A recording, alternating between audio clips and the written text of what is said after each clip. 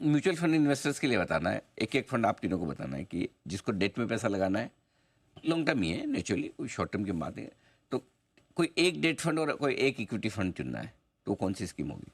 Date में मैं कहूँगा ड्यूरेशन फंड्स में जाएं, लॉन्ग ड्यूरेशन। 1 to 2 years का अगर टाइम फ्रेम है तो डेफिनेटली ये लेवल से इंटरेस्ट रेट्स नीचे आना ही है, और 7 से 7.5% का जो कैरी मिल सकता है प्लस कैपिटल अप्रिसिएशन मिल सकती है, तो एक अच्छा रिस्क रिटर्न बनता है 1 से 2 साल के डेट फंड। और इक्विटी में?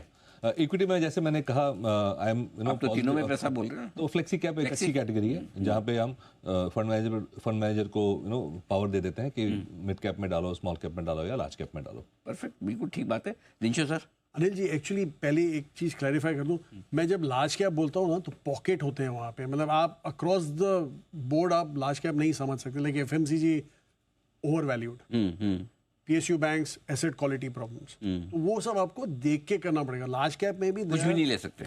बिल्कुल, हाँ जी, बिल्कुल अक्रॉस द बोर्ड आप नहीं ले सकते, इसीलिए 2025 एक स्टॉक पिकर का मार्केट रहेगा। ओके।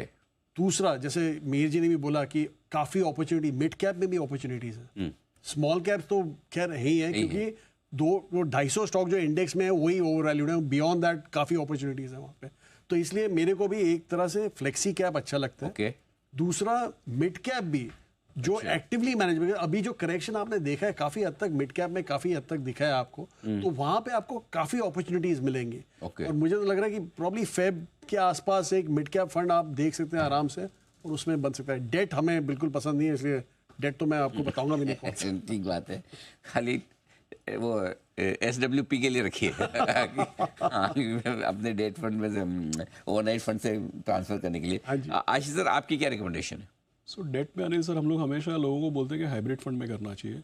जैसे समझिए मल्टी एसेट एलोकेशन फंड हम लोग चलाते हैं, इसमें क्या होता है, ऑन एन एवरेज 20 से 25% गोल्ड होता है, ऑन एन एवरेज 25 से 30% इक्विटी होता है, और बाकी डेट होता है। करेक्ट। इसमें क्या होता है कि लो वॉलेटिलिटी के साथ, क्योंकि क्या है कि अभी डेट पहले जैसा अट्रैक्टिव रहा नहीं है, एक तो इंटरेस्ट रेट्स भी बहुत नीचे है, ऊपर से टैक्सेशन की भी प्रॉब्लम है, तो डेट की तरह की वॉलेटिलिटी क्रिएट करना और रिटर्न डेट से थोड़ा ज़्यादा देना, उसके लिए ये मल्टी एसेट आइडियल रहता है।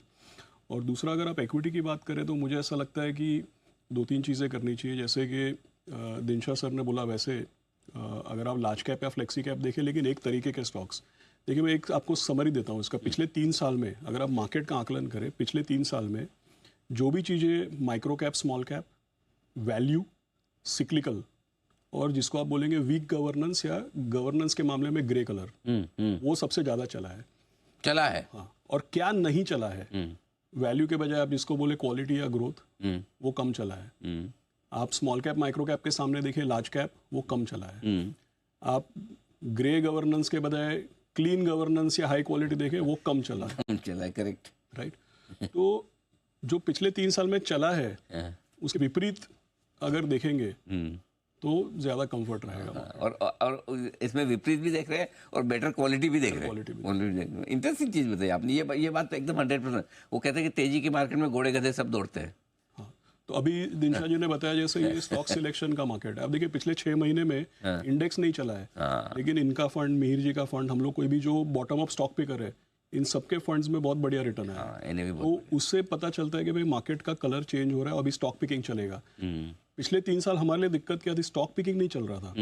समझो कि तेल की कंपनियां चल रही है, IOC, HP, BP सब चलेगा, तो कहाँ से अल्फा बनेगा? PSU बैंक चले तो सब चले, तो उससे क्या होता है कि हमारे लिए दिक्कत ये होती है कि भाई पोर्टफोलियो में ये सेक्टर है तो आप किंग है, नहीं है तो आउट। स्टॉक पिकिंग नाम का कोई चीज ही नहीं है। तेजी के मार्केट में सब फंड मैनेजर हो जाते हैं, मंदी के मार्केट में सब रिसर्च एनालिस्ट बन जाते हैं। बिल्कुल, मंदी के मार्केट फंड मैनेजर को ब्लेम कर सकते हैं।